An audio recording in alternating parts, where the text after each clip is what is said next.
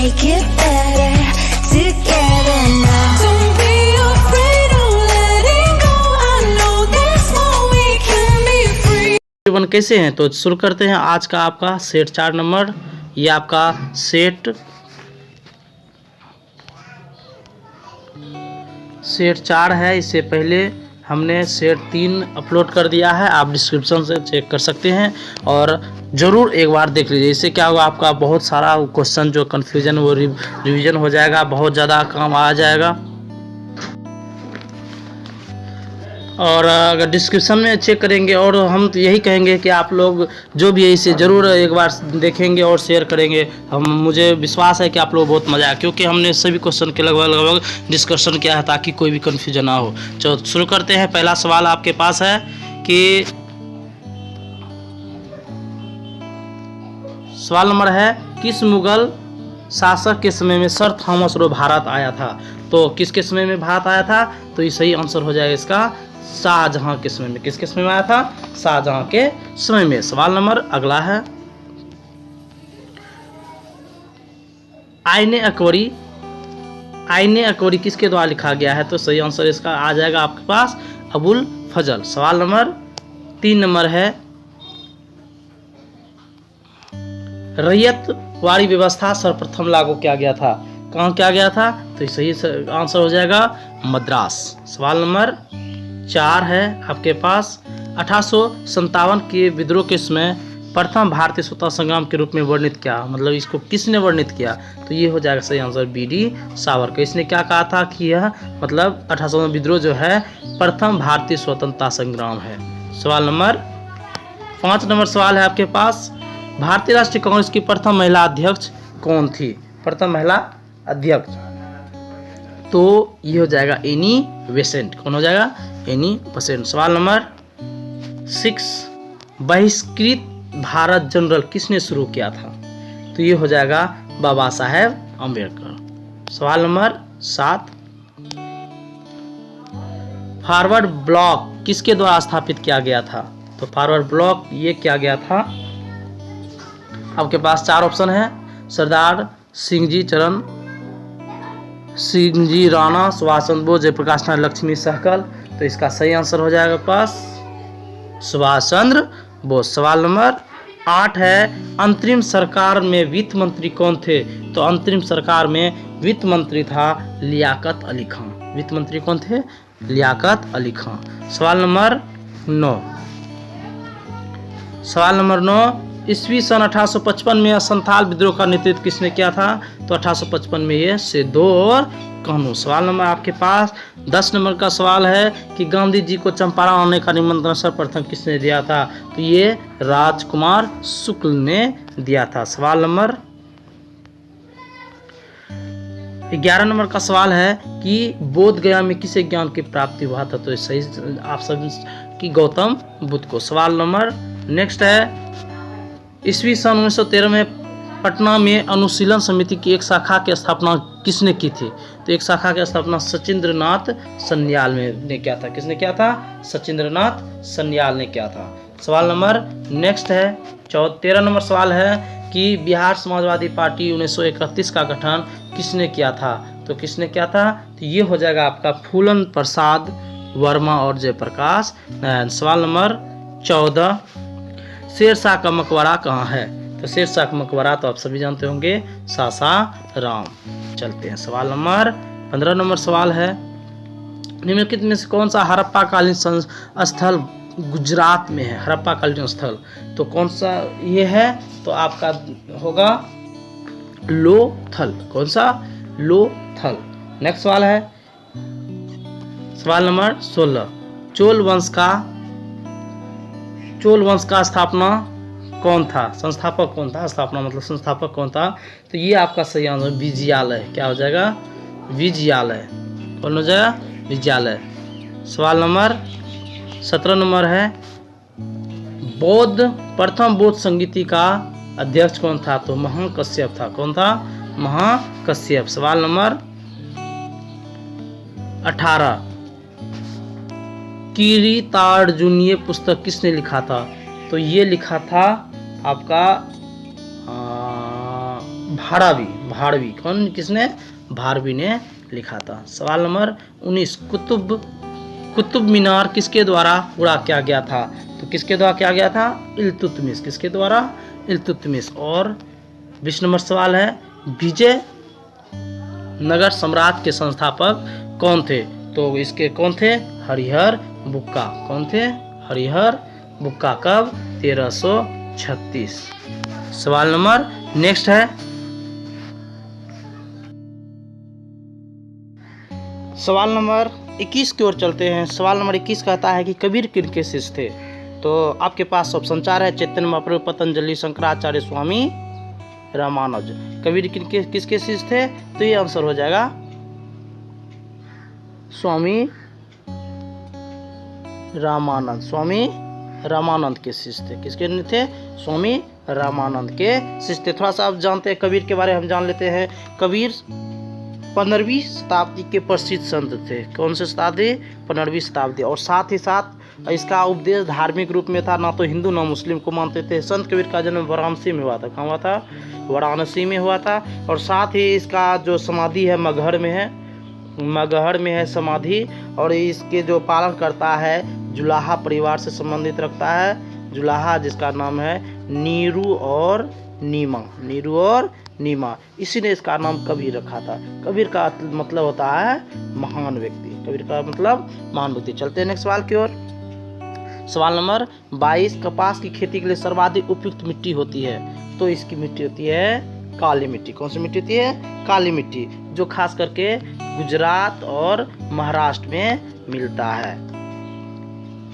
और चलते हैं थोड़ा सा इसकी जानकारी लेते हैं कि इसे ही काली मिट्टी को ही क्या कहते हैं? रेगुर वाली मिट्टी। क्या कहते हैं? रेगुर मिट्टी, है ना। काली मिट्टी का अंतर्राष्ट्रीय स्तर पर नाम चार नोजम मृदा है। चार नोजम यानी कि पूरे धरती पर इसको कहते हैं चार नोजम मृदा। नेक्स्ट सवाल की ओर चलते हैं। सवाल नंबर 23, अजंता अंतारा किस देश की समाचार एजेंसी है? तो ये आपका हो जाएगा इंडोनेशिया। क्या हो जाएगा? इंडोनेशिया। तो चलते हैं, थोड़ी बहुत जानकारी हम रखते हैं कि कौन सा कहाँ पे है, इसके बारे में हम अगर देखा जाएगा तो जापान में चलता है क्यूडो। क्या चलता है? क्यूडो, जापान में क्यूडो। ऑस्ट्रेलिया की बात किया जाए, एक मिनट, चलते हैं नेक्स्ट सवाल की, लंबा टाइम नहीं लेना है। सवाल नंबर 24, निम्न में से नालंदा जिले का मुख्यालय कहाँ है? नालंदा जिले का मुख्यालय कहाँ है? तो इसका सही आंसर हो जाएगा बिहार शरीफ। कहाँ है? बिहार शरीफ। चलिए नेक्स्ट सवाल की ओर चलते हैं।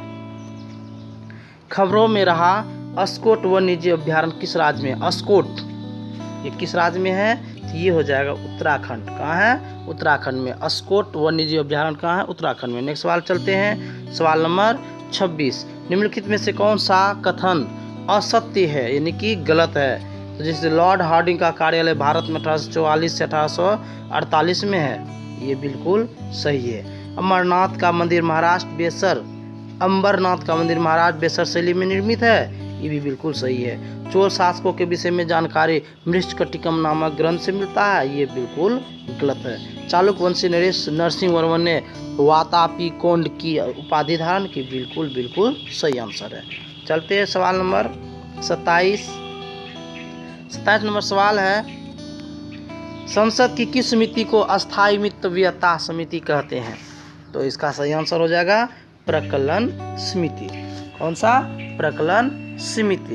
प्रकलन समिति में लोकसभा के कितने सदस्य होते हैं? तो इसे बताते हैं 30 को सदस्य होते हैं। ये प्रकलन समिति में लोकसभा जो होते हैं, राज्यसभा, लोकसभा, विधानसभा, ये सब में ना इसे ने यानी कि लोकसभा से 30 सदस्य चुना जाता है। और इसका कार्यकाल 1 साल। प्रकलन समिति का कार्यकाल कितना होता है? 1 वर्ष। ये बहुत बार 1 वर्ष होता है, बहुत बार पूछा जाता है, ये है ना, 1 वर्ष का कार्यकाल होता है।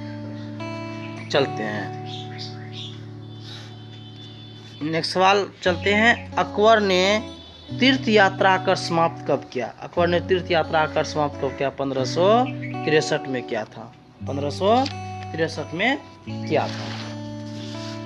चलिए अब एक थोड़ा सा हम बताते हैं अकबर के द्वारा के महत्वपूर्ण कार्य के बारे में। सबसे पहले दास प्रथा, है ना, दास प्रथा। दास प्रथा का खात्मा 1562 में। तीर्थ यात्रा कर, अभी तुरंत बताया, 1563 में। जजिया कर जो समाप्त किया था 1564 में। कौन सा? जजिया। कौन सा कर? जजिया कर 1564 में।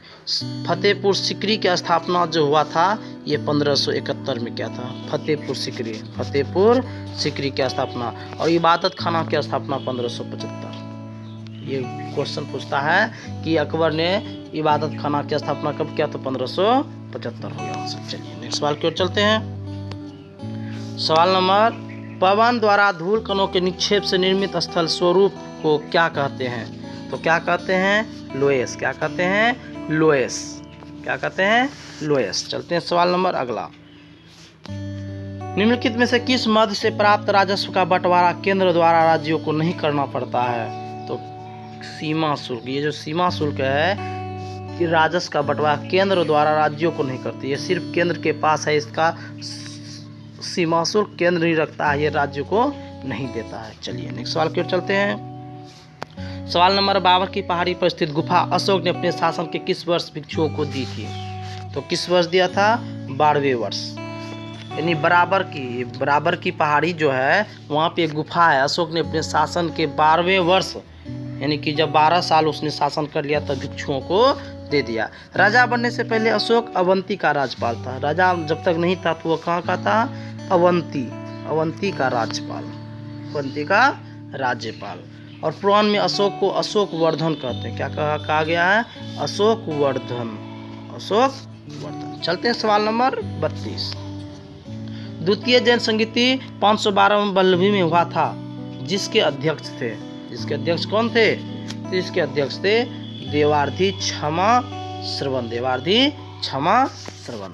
सवाल नंबर 33। लॉर्ड कॉर्नवालिस ने 1793 में इस्तमरारी बंदोबस्त प्रथा प्रारंभ की। इस्तमरारी बंदोबस्त प्रथा प्रारंभ की तो कब? तो ये कब, मतलब सवाल है कि प्रारंभ की थी, कहाँ पे की थी?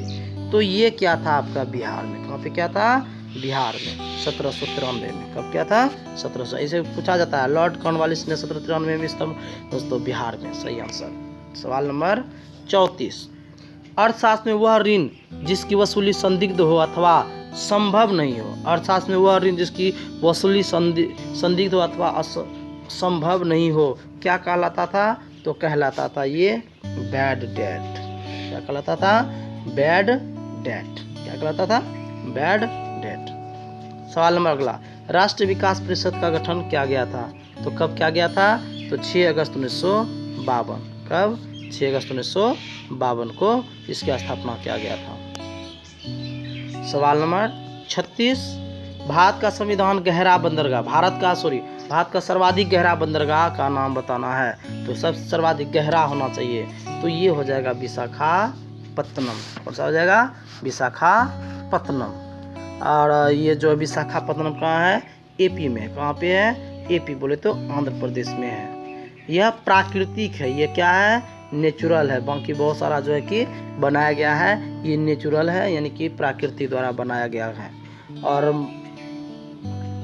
अगर सबसे बड़ा बंदरगाह बोला जाए तो ये तो गहरा था ना, इस अगर सबसे बड़ा बंदरगाह बोला जाए तो मुंबई में है। कहाँ है?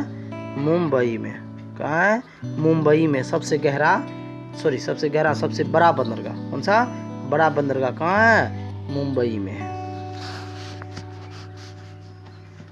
और अगर बोला जाए मत्स्य पत्तन, एक है तूतीकोरिन बंदरगाह जो देख रहे हैं आप, तूतीकोरिन बंदरगाह, इसको कहते हैं मत्स्य पत्तन, क्योंकि यहाँ मछली पालन बहुत ज़्यादा होता है। मत्स्य पत्तन तूतीकोरिन को। सवाल नंबर नेक्स्ट 37 नंबर सवाल है, उत्तरी एवं दक्षिणी गोलार्ध में 35 डिग्री से 40 डिग्री अक्षांशों से 60 डिग्री से 65 डिग्री अक्षांश तक चलने वाली पवनें क्या कहलाती है? तो ये कहलाती है पछुआ पवनें। क्या कहलाती है? पछुआ पवनें। चलिए सवाल नंबर नेक्स्ट है 38 नंबर, भारत के मूल संविधान में जिसका उल्लेख नहीं था वह है। भारत के मूल संविधान में जिसका उल्लेख नहीं था वह है, कौन सा है? तो वह है आपका मंत्रिमंडल। यानी कि संविधान में इसका कोई उल्लेख ही नहीं है, जो है मंत्रिमंडल। और इसको कब जोड़ा गया कैबिनेट शब्द को? कैबिनेट शब्द को इसमें एक सवाल है कि कैबिनेट शब्द 352 अनुच्छेद के अंतर्गत जोड़ा गया। किसको? 352 अनुच्छेद के अंतर्गत जोड़ा गया था मूल संविधान में, इसका उल्लेख ही नहीं था। चलिए सवाल नंबर नेक्स्ट है, नागरिक सेवा का जनक किसे कहते हैं? ये बहुत इंपॉर्टेंट सवाल, नागरिक सेवा का जनक किसे कहते हैं? तो सही आंसर हो जाएगा लॉर्ड कॉर्नवालिस। सवाल नंबर नेक्स्ट 40 नंबर सवाल है, father of Indian unrest, father of Indian Ernest किसे कहते हैं? तो किसे कहते हैं? ये हो जाएगा बाल गंगाधर तिलक, बाल गंगाधर तिलक। जैसे कि आप सभी जानते होंगे, जैसे ना महात्मा गांधी को क्या कहते हैं? महात्मा गांधी को क्या कहते हैं? तो यानी कि बोला जाए महात्मा गांधी को राष्ट्रपिता के रूप में कहते हैं, संबोधित करते हैं। उससे बदरुद्दीन तैयबजी को, जतिन दास को, इन सब का कुछ ना कुछ तो नाम आता होगा ना, है ना।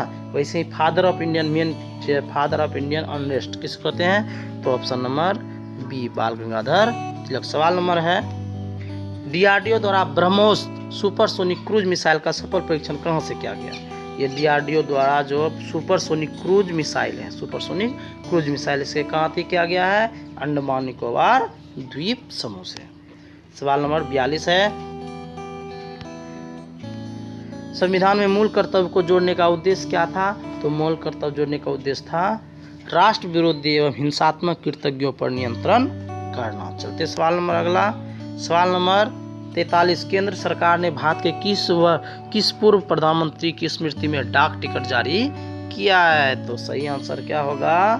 PV Narasimhan Rao, PV Narasimhan Rao. Next सवाल है, किस देश ने पहली आईसीसी वर्ल्ड टेस्ट चैंपियन 2021 को जीता है? आईसीसी वर्ल्ड टेस्ट चैंपियन को किसने जीता है? ये हो जाएगा न्यूजीलैंड। क्या हो जाएगा? न्यूजीलैंड। सवाल नंबर 45, भारत की अमूर्त सांस्कृतिक विरासत को संरक्षित करने हेतु किस कंपनी ने यूनेस्को के साथ पहली साझेदारी की है? तो किसके साथ क्या है? Indian hotels company, Indian hotels company किसके साथ? इंडियन होटल्स कंपनी के साथ। 46 नंबर है, बिम्स्टेक शिखर सम्मेलन 2022 की मेजबानी किस देश द्वारा की जाएगी? बिम्स्टेक शिखर सम्मेलन 2022 की मेजबानी किस देश द्वारा की जाएगी? तो सही आंसर होगा इसका श्रीलंका। क्या हो जाएगा? श्रीलंका। सवाल नंबर 47, निम्नलिखित में से थिम्पू किस देश की राजधानी है? तो थिम्पू किस देश की राजधानी है? तो सही आंसर हो जाएगा भूटान। क्या हो जाएगा? भूटान। और बाकी सब के नेपाल, थाईलैंड, उत्तरी कोरिया के बारे में आप सभी जानते होंगे।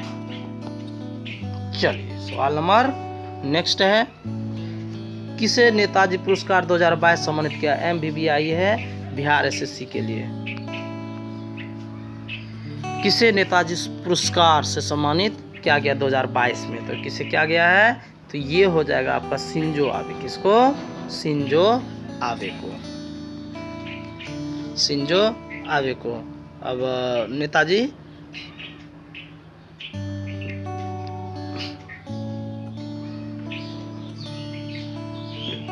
है ना। फिर चलते हैं सवाल नंबर 49, सवाल नंबर 49, सवाल 49 है, शून्य का आविष्कार किसने किया? शून्य का आविष्कार ये हो जाएगा आर्यभट्ट।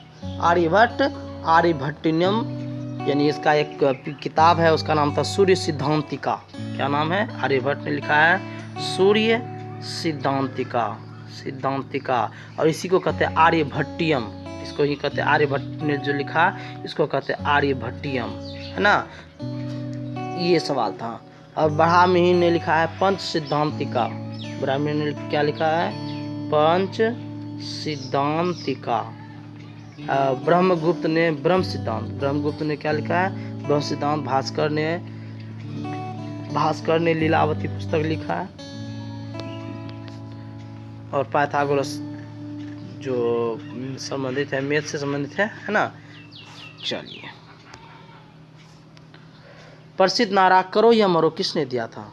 डू और डाई, महात्मा गांधी ने 1942 के आंदोलन में दिया था। और गांधी जी को ही मतलब 1915 में केसर हिंद की उपाधि दिया गया, नहीं, केसर ए हिंद की उपाधि दिया गया। सवाल नंबर, संतरे में कौन सी विटामिन पाई जाती है? तो संतरे में विटामिन सी पाई जाती है, विटामिन सी पाई जाती है। सवाल नंबर 52 कि 95 डिग्री एफ को अगर सी में बदलना हो तो इसके लिए एक सूत्र होता है। आप इस सूत्र को बार बार पिछले क्लास में भी होता है कि सी माइनस 0 बटा 100 माइनस 0 बराबर एफ माइनस 32 बटा 212 घटा 32। बस इसी फॉर्मूला पे आप बैठाइए और आपका आंसर निकल जाएगा 35 डिग्री सी। चलते हैं सवाल नंबर 53। वायुमंडल में कौन सी गैस की मात्रा सर्वाधिक होता है? तो वायुमंडल में सबसे ज़्यादा कौन है? नाइट्रोजन। कितना है नाइट्रोजन? 78%। अगर इसी में नाइट्रोजन 78, ऑक्सीजन की बात बोला जाए तो 21% है, और आर्गन की बात बोला जाए 0.93% है, और कार्बन डाइऑक्साइड वाष्प में जो रहता है 0.03%। चलते हैं सवाल नंबर नेक्स्ट। कोई वस्तु नियत त्वरण के साथ विराम से चलना प्रारंभ करती है तो क्या होती है? तो वस्तु समय के का सीधे समय के वर्ग का समानुपाती हो जाता है। सवाल नंबर अगला है 55 नंबर सवाल है, 80 kg की वस्तु को 40 मीटर ऊंचाई तक लगभग 50 सेकेंड में ऊपर उठाने हेतु आवश्यक औसत mgh। अगर इस पे आप बैठाएंगे है ना, तो mgh के माध्यम से क्या होता है? 80 kg वस्तु की 40 मीटर ऊंचाई तक, तो इसको आप जो है ना सबसे पहले mgh बटा t के सूत्र में बैठाइए। जब आपका मान निकल जाएगा तो आप क्या कीजिए? w बटा t f भी कोस थीटा के सूत्र में बैठाइए तो मान निकल जाएगा। तो इसका सही आंसर आपको बताते हैं 640। कितना? 640 जूल पर सेकेंड। चलते हैं सवाल नंबर, कोई उष्मा ईंधन 527 डिग्री सी पर सूरज से उष्मा लेता है और 27 डिग्री सी पर वायुमंडल को उष्मा लौटा देता है, तो इंजन की दक्षता क्या होगा? तो दक्षता होगा, दक्षता इफिशियंसी बराबर होता है T1 घटा T2 बटा T1। अगर आप इस पे बैठाएंगे तो आपका आंसर निकल जाएगा। तो आंसर निकलेगा 62.5%, ऑप्शन नंबर बी। चलते सवाल नंबर 57। दालचीनी पेड़ के किस भाग से एकत्र किया जाता है? तो ये होगा आपका छाल। सुक्रोज नामक एंजाइम शर्करा को बदल देती है, तो किसमें बदल देती है? तो ये हो जाएगा आपका ग्लूकोज एवं फ्रक्टोज में। किसमें? ग्लूकोज एवं फ्रक्टोज में। सवाल नंबर 59।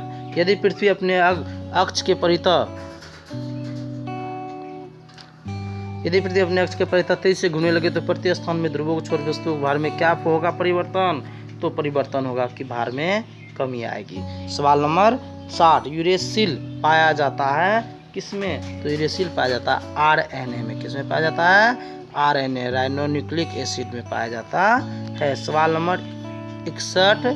पूर्ण आंतरिक परावर्तन द्वारा कौन सी घटना घटती है? तो कौन सी घटना घटती है? हीरा का चमकना। सवाल नंबर नेक्स्ट। 50 ग्राम भार वाले तांबे को किसी खंड को 20 डिग्री सी से 60 डिग्री सी तक गर्म किया जाता है, खंड में कितनी उष्मा स्थानांतरित होगी? तांबे की विशेष उष्मा अगर 386 जूल Kg-1 K-1 हो तो इसका सही आंसर होगा डी 772 जूल। 772 जूल। सवाल नंबर 63। एक पैराशूट के सहारे कोई आदमी नीचे उतरता है तो उसका क्या होगा? तो उसका होगा सीमांत वेग में। क्या होगा? सीमांत वेग में। सवाल नंबर 64। निम्न में से किसमें यांत्रिक ऊर्जा से ध्वनि ऊर्जा में परिवर्तन होता है? तो सही आंसर हो जाएगा आपका सितार। क्या हो जाएगा? सितार। चलते हैं सितार, और कुछ इससे संबंधित थोड़ा बहुत है क्योंकि बहुत प्रचलित होता है ये सब। सितार हो गया किससे?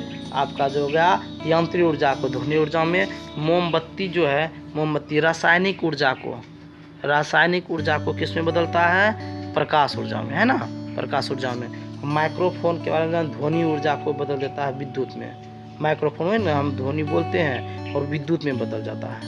और लाउड स्पीकर तो खैर आप सभी जानते होंगे क्या करते हैं, वो भी ध्वनि को किस में बदलता है, ध्वनि को विद्युत में। लाउड स्पीकर वही करता है ना, लाउड स्पीकर जब हम बोलते हैं तो क्या आता है, वो हम ध्वनि बोलते हैं और वहाँ से ध्वनि ही निकलता है, यांत्रिक को ही इसमें करता है, यांत्रिक को इसमें लाउड स्पीकर।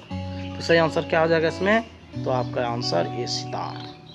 सवाल नंबर 65, बोरेक्स का सूत्र क्या होता है। तो बोरेक्स का सूत्र Na2B4O7 10H2O क्या होता है, 10 Na2B4O7 Na2B4O7 10H2O यही होता है। सवाल है प्रोड्यूसर गैस में नाइट्रोजन की मात्रा कितनी होती है। तो नाइट्रोजन की मात्रा 60%। कितना होता है, 60%। सवाल है भोजन विषाक्त करने वाले प्रमुख जीवाणुओं में कौन शामिल नहीं है। तो इसमें से कौन शामिल नहीं है, तो सही आंसर होगा कि हीमोफिलस पर्टुसिस। सवाल नंबर 68 सवाल है पृथ्वी और चंद्रमा बीच की दूरी को क्या कहते हैं। तो क्या कहते हैं, सिस लूनर। क्या कहते हैं, सिस लूनर। नेक्स्ट है कांच में किस पदार्थ को मिलाने से कांच का रंग हरा हो जाता है। तो कौन सा मिलाएंगे, तो फेरस ऑक्साइड। क्या मिलाएंगे, फेरस ऑक्साइड। सवाल नंबर नेक्स्ट है अस्थिर ताप पर किसी गैस की निश्चित मात्रा आयतन उसके दाब के व्युत्क्रमाणु होता है, यह नियम संबंधित है। तो यह नियम किससे संबंधित है, बॉयल से। अस्थिर ताप पर किसी गैस की निश्चित मात्रा का आयतन उसके दाब के व्युत्क्रमानुपाती होता है, यह नियम संबंधित है बॉयल से। सवाल नंबर नेक्स्ट 71 नंबर सवाल है कि इसमें कौन सदिश राशि वेक्टर क्वांटिटी नहीं है। कौन सा वेक्टर क्वांटिटी नहीं है, तो इसका सही आंसर हो जाएगा घनत्व। क्या, घनत्व। चलिए अगला सवाल है निम्न में से किसको सबसे अधिक कंप्यूटर स्मृति की आवश्यकता पड़ती है। तो किसको पड़ती है, ये हो जाएगा आपका सभी को।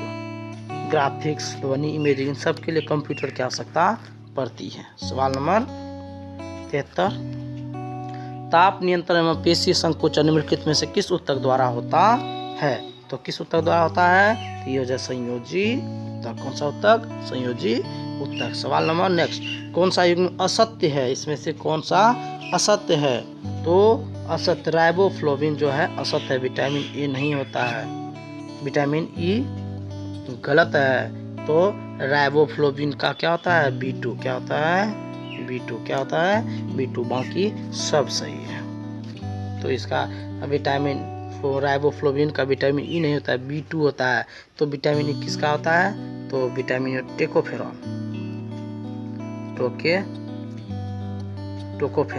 फेरॉल को कहते हैं ई, टोकोफेरॉल को कहते हैं ई। सवाल नंबर अंतिम वायुयान के टायरों में भरी जाती है। तो वायुयान के टायरों में क्या भरी जाती है, नाइट्रोजन गैस। तो गाइज अगर आपको ये सीरीज पसंद आए तो प्लीज़ लाइक करें, सब्सक्राइब करें और अपने दोस्तों को शेयर करें, क्योंकि ये मौका अगर हाथ से निकल जाएगा तो बहुत पछताएंगे। क्योंकि बस मात्र अब 28-29 दिन का समय बचा है, आपको जी जान लगा के मेहनत कर लेना है। अगर आपको पसंद आ रहा है तो ज़रूर इस छोटे भाई को आशीर्वाद दीजिए, ताकि बहुत जल्द ये आप सब के माध्यम से आगे बढ़ जाए और अच्छा करे। तो मिलते हैं नेक्स्ट वीडियो में। जय हिंद, जय भारत।